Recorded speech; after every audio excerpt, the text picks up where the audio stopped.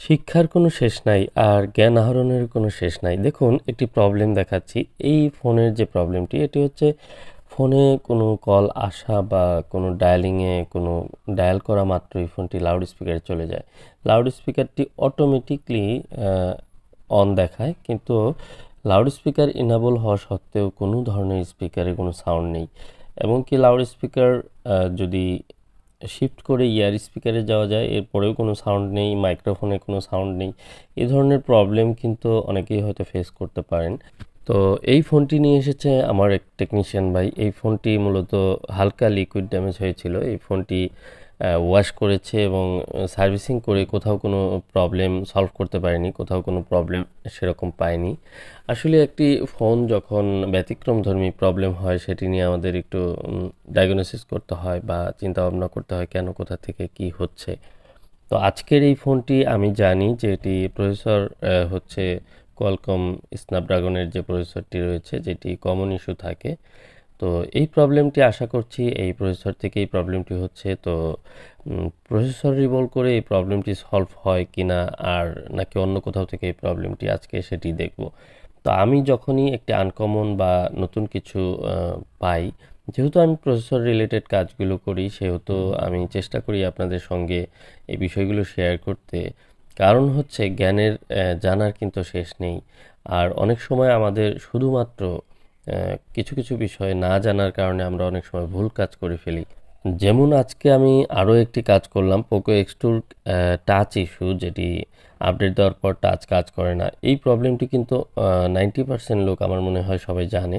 এরপরেও আমার এক টেকনিশিয়ান ভাই সে টাচ ডিসপ্লে চেঞ্জ করেছে বা অলরেডি বডির থেকে টাচটি আলাদা করে ফেলেছে। সেটি করার পরেও টাচ যখন কাজ না করছে তারপরে আমার কাছে নিয়ে এসেছে। তো এখনও পর্যন্ত অনেকেই এই বিষয়গুলো জানে না যে কোথা থেকে কী প্রবলেম হচ্ছে। পরবর্তীতে সেটি প্রসেসর রিভলভ করে কিন্তু প্রবলেমটি সলভ করে দিয়েছি।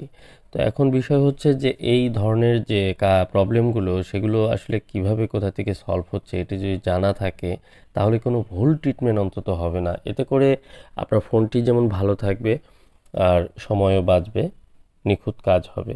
যাই হোক, আমি অলরেডি প্রসেসর রিমুভ করে নিয়েছি এবং প্রসেসরটি রিবোলিং করে নিচ্ছি। রিবোলিংয়ের জন্য আমি অলরেডি পিপিটি পেস্ট লাগাবো। তো এখন এই প্রবলেমগুলো, যেগুলো প্রসেসর রিলেটেড প্রবলেমগুলো, আনকমন প্রবলেম এবং কোথা থেকে কি কি প্রবলেম হতে পারে, এই বিষয়গুলো আপনাদের সঙ্গে শেয়ার করছি, কারণ যেন আপনারা সহজে বুঝতে পারেন যে প্রবলেমটি কোথা থেকে।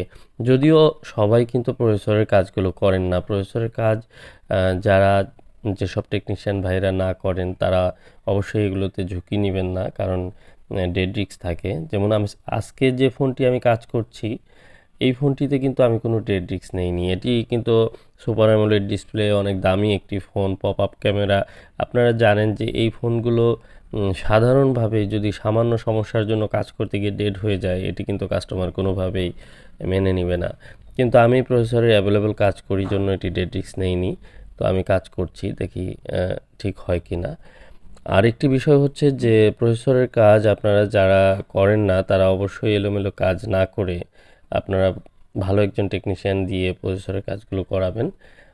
আর প্রসেসরের কাজের জন্য অনেক টেকনিশিয়ান ভাই আমার সাথে কথা বলেন। আমি বলবো যে আপনারা যদি ফোনটি ফ্রেশ থাকে বা ইনটেক থাকে তবে একমাত্র পাঠাবেন, কারণ এলোমেলো বিভিন্ন কাজ করার পর ফোনটি পাঠালে সেই কাজগুলো করে যেমন আমি স্বাচ্ছন্দ্য বোধ করি না, পাশাপাশি সেই কাজগুলোতে অনেক প্রবলেমও থাকে, সেগুলো সলভ করতে অনেক সময় লাগে।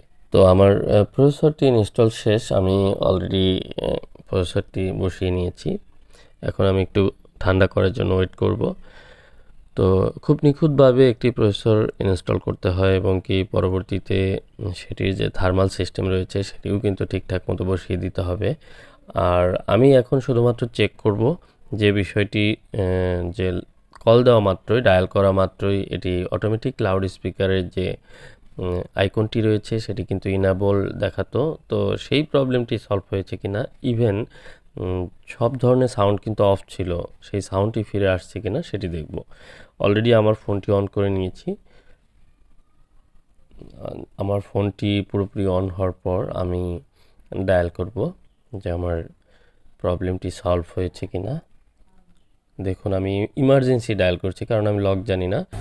এখন কিন্তু এই লাউড স্পিকার আইকনটি অটোমেটিক এনেবল হয়নি এবং দেখুন আমি সাউন্ড শুনতে পাচ্ছি, মানে লাউড স্পিকার দিলে সাউন্ড হচ্ছে, তার মানে আমার প্রবলেমটি সলভ।